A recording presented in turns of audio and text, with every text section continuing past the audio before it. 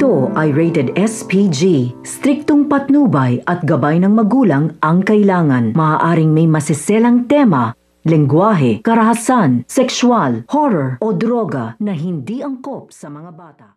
Talagang tinatangkilik na nga ang batchoy nga sa buko nito ni Tata na inilagay nga sa restaurant nga nila Francis. Tuwang-tuwa naman nga rito si Sir Gov at si Margaret dahil nga tinatangkilik ang kanilang restaurant.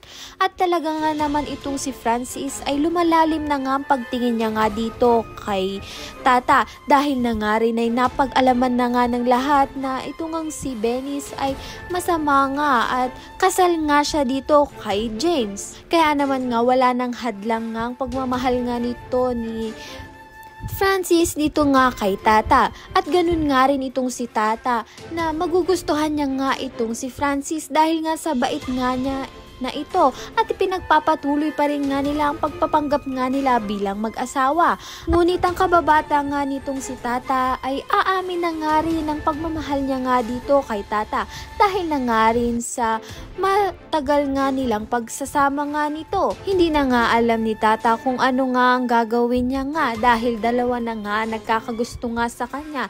Ito nga si Francis at ang kababata niya.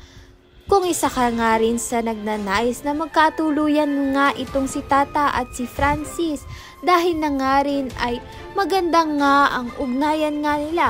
Ayan nga pakatutukan natin. Maraming salamat sa iyong panonood.